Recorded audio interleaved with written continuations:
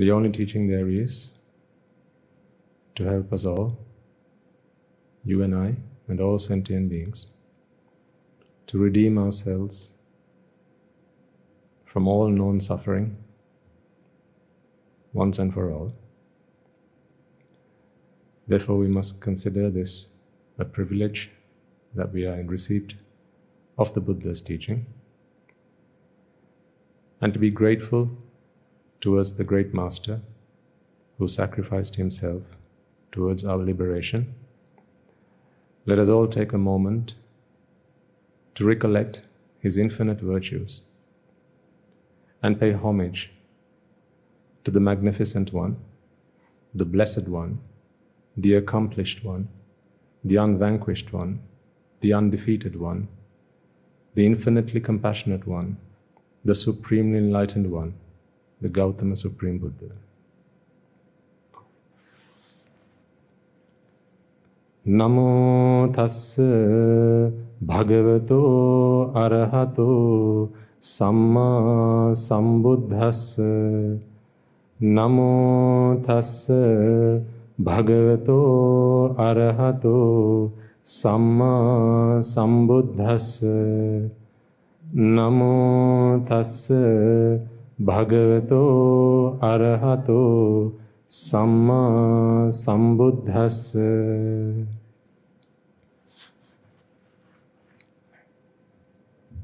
I'll tell you right off at the start, today's going to be a little bit heavy, because I'm sensing that there are those among you who are perhaps ready to take another step on this journey. So today is going to be a little bit heavy.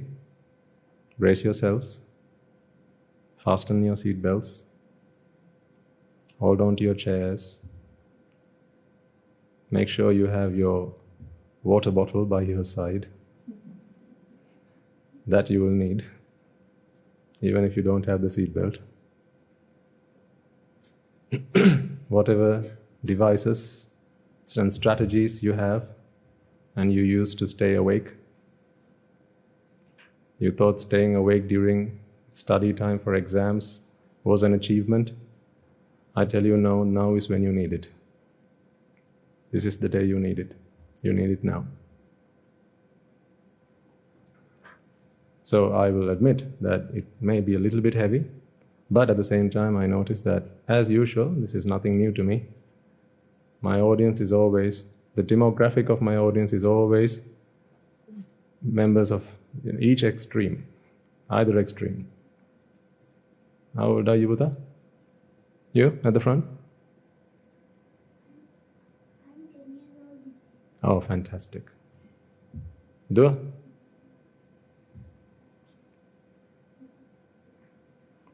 How old is she? 8. You're older than 8, aren't you? All of you? Yeah? Yeah. Okay, so have 8 from 8 to?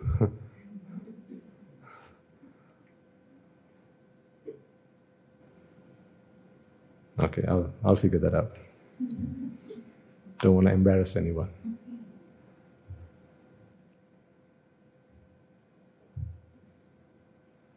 I'd much rather you and I switch seats. This is going to be quite a challenge. To try and talk to an audience from 8 to, I don't know, perhaps those achieving 80 or near about. Beg your pardon? Oh, passed. Thank you. You're very humble. Okay. Right, let's see how it goes. So I'll try and keep it as simple as I possibly can. But don't you worry, because I'm a simpleton. I have the brain smaller than a size of a pea, so I don't get things easily. So therefore, when I try and explain something, I try and break it down and simplify it as much as I possibly can, so that everyone understands it. Now also, if there are bits and pieces that you don't get, then what must you do? Don't despair. It's all right. It's okay. Just because you don't understand every word that you'll be hearing today doesn't mean that you're not going to be able to attain Nibbana. What I'm going to be talking to you about today is something that you all experience. You just don't know that you're experiencing it. You just don't know the methods that it work. Like, when you go to medical college or for science, biology, you learn the workings of the body. We learned how it is that when you cut yourself, it starts to bleed. So we experienced the pain. We just didn't know how it all worked, how the whole thing hung together. So in science, we learned that there's such a thing called a nervous system, and there's such a thing called a circulatory system.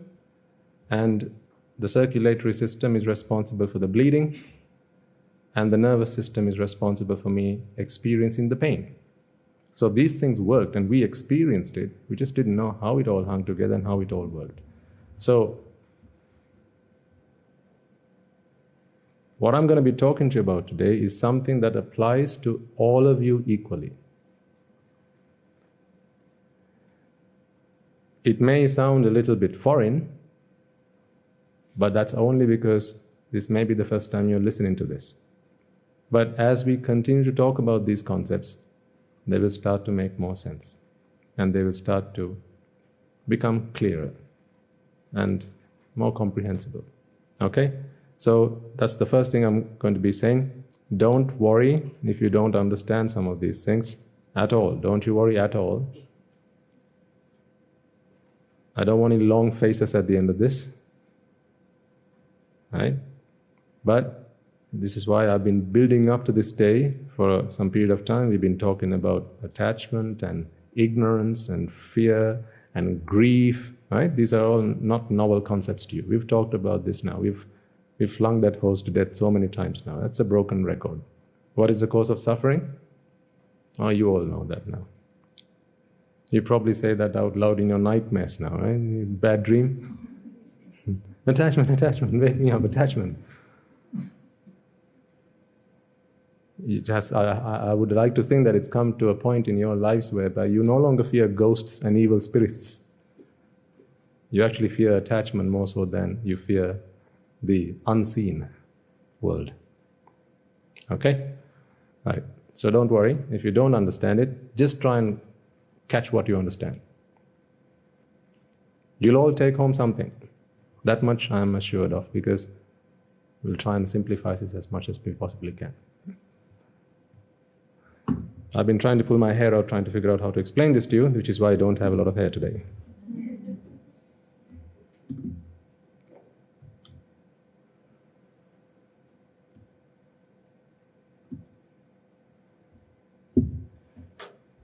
So let me first explain to you why I'm actually talking about this. If this is a concept that is a little bit difficult to understand, why do I even bother talking about this? What I am hoping this discussion or this sermon will help today, or will help you achieve, is it'll make it crystal clear to you that suffering is self-made. You are the maker of your own suffering. You are the architect of your own suffering, which I find is very empowering. Don't you think so? If none of us like suffering, okay, if none of you like suffering, would you rather that suffering is self-made, or would you rather that someone else makes that suffering on your behalf? You'd rather it's self-made, right? Why is that?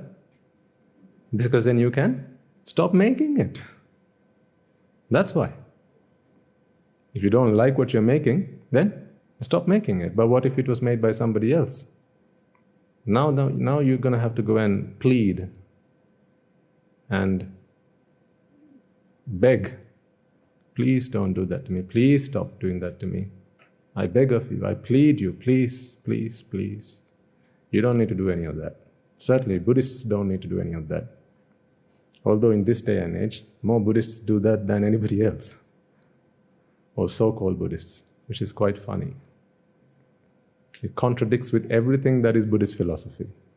You don't need to be pleading to anybody. You don't need to be at anybody's feet asking for mercy, asking for your happiness, because both happiness and suffering is self-made.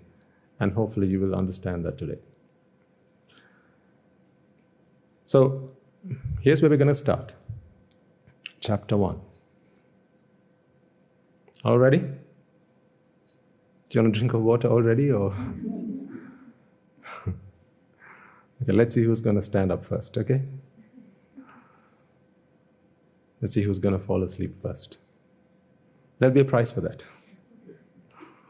I'll send this to you, with the pointed side pointing towards you. Right.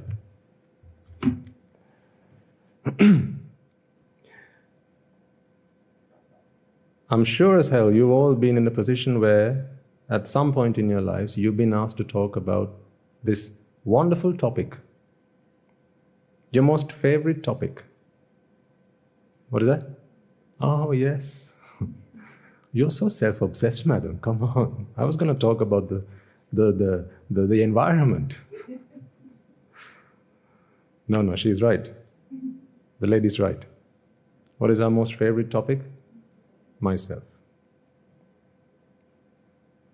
Nothing makes us happier than to talk about myself or ourselves. See, this word myself is really beautiful, the word myself. It's very interesting because it's the combination of two bits, and that speaks volumes. There are two little words that join up to make this word myself. What are they? My and self. My and self. You'll all know that Buddhist philosophy does spend quite a lot of time talking about the self. And ultimately, an arahant is someone who has eradicated the notion of a self altogether. So he does not experience, so I say he, it applies to both sexes, as I'm sure you know. So an arahant is someone who does not experience a self. But do we not all experience a self? If someone would come and hit you, do you not feel, it's not just the physical pain that you experience, there is a mental element to that pain. There's a mental extension of that pain.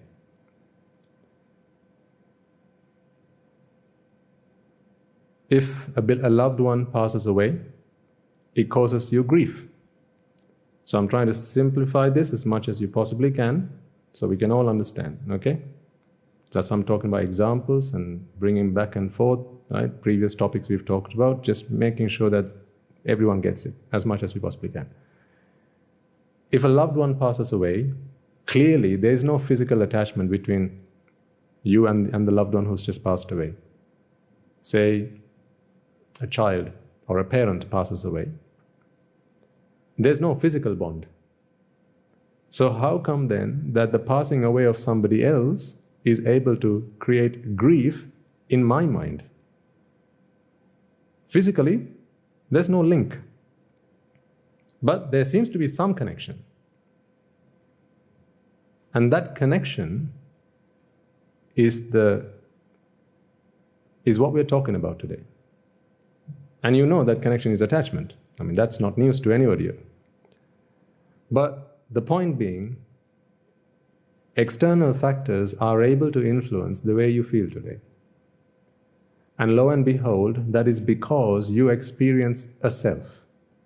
The day you no longer experience a self, you will no longer be crying and moaning and lamenting and weeping about the loss, decay of things around you, or even on your body. There will still be any physical pain that might come along with that, but no mental suffering. So all mental suffering is a product of the self. I told you it was heavy. But so far, this is all common sense stuff, right? I'll explain to you what the self is now, so you can try and make sense of this. Because right now, people have lots of different notions of what the self is.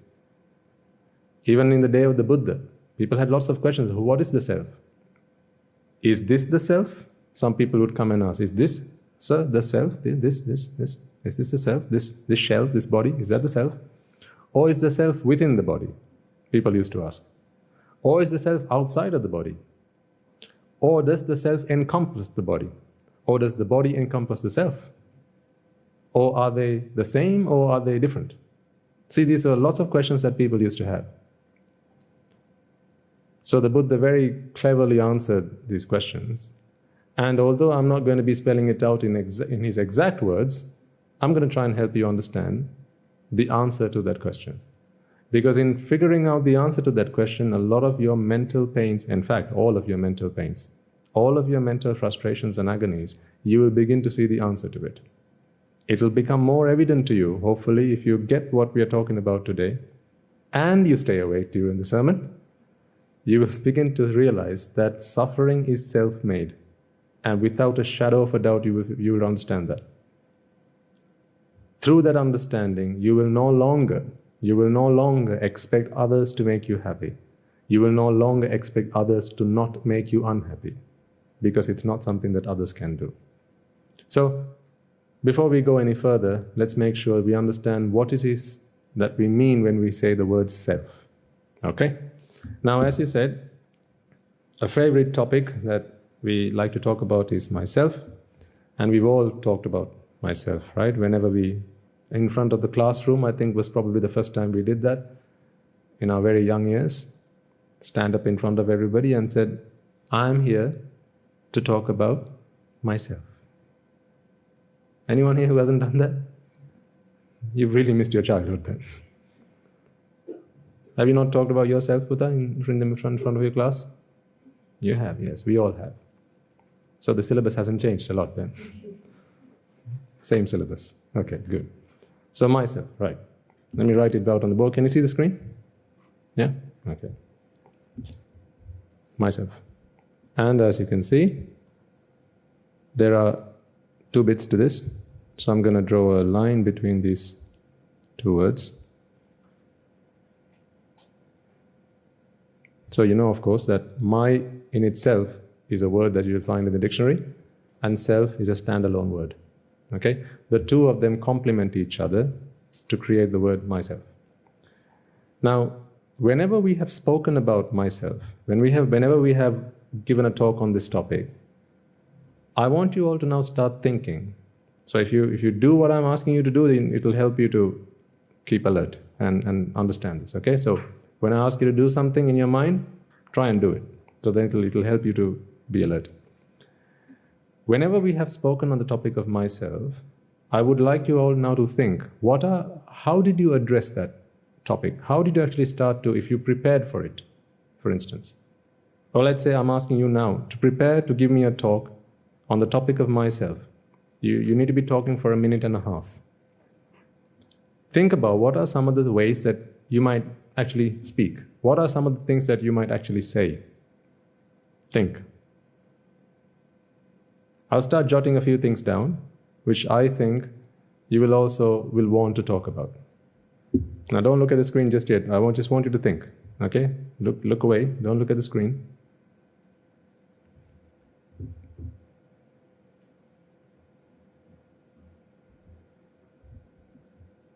Okay, time's up. For me, these are some of the things I'll talk about when I talk about myself. I will tell you what my name is. I will tell you where I'm from, in other words, what my town is. I will tell you about my favorite item of food. I will tell you what my favorite song is. I will tell you the name of my best friend. I might also tell you what sport I like best, or my favorite sport. And I might also tell you about my favorite color. Now, I have asked you to talk about yourself. But really what you're doing is, you're giving me a list of all the things which are yours. That's not what I asked for.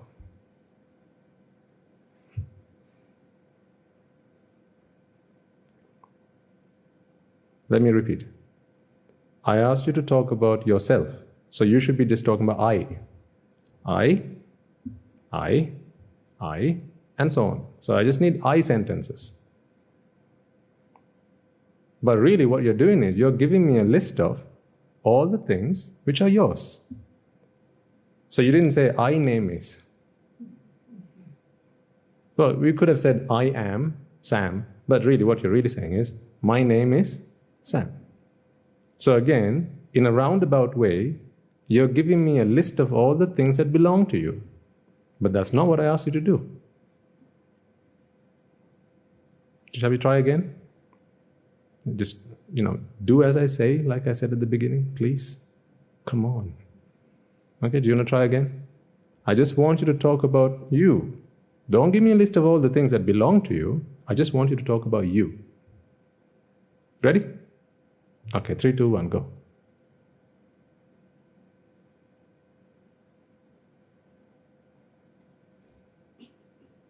And you can't be mentioning anything that belongs to you, because I'm not interested in that. I mean, after all, if that belongs to you, then what interest do I have in it? It's yours. I have no interest in it. I'm not interested in taking what it belongs to you. I just want to know you.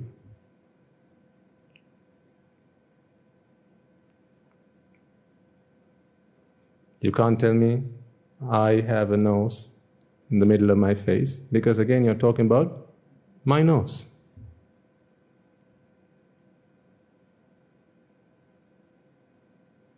You want more time, or shall we call it time? Beg your pardon then? Oh, hold on. Yeah, that's the problem. Yeah. But it's not the problem, this is just the way it is. This is why I say it's beautiful how the word myself has been constructed by bringing these two things together. Because whenever you talk about the self, what you're really talking about are all the things that belong to you. So let's try and make some examples of some of the things that you would have said, okay? Now these are all made up examples, not anyone in particular in the audience, but I'm just going to put some names down. Let's say you're saying, my name is Peter. My name is Peter. And you say, I'm from Anuradhapura. My favorite food is, what do you think Peter likes to eat? What's that? Beef, oh. Beef burgers. They'll shoot me for putting down the word beef on this, madam. You know that, I'm a monk. And this is Sri Lanka. All right, leave it there. Okay, what might be Peter's favorite song? I don't know, Bob Marley. Or one of his songs, right? One of his songs. I can't remember those songs by name now. His favorite friend happens to be Andrew. His favorite sport is... football, okay. And his favorite color? Blue. I might as well take out Peter and write your name, Putha, right? Okay, so that's Peter. I'm going to write... let's go for... Oh, we shouldn't forget our baby Natasha. She's very popular among our English sermon audience. Baby Natasha. Right, where is baby Natasha from? I don't know, just make it up. She's from Kandy. Okay? And she likes to eat chocolates, okay? Her favorite song is Baba Black Sheep. Her best friend is, well, she's imaginary, so you can put down anything. Right? Her favorite friend is Stacy. Her favorite sport is annoying her parents.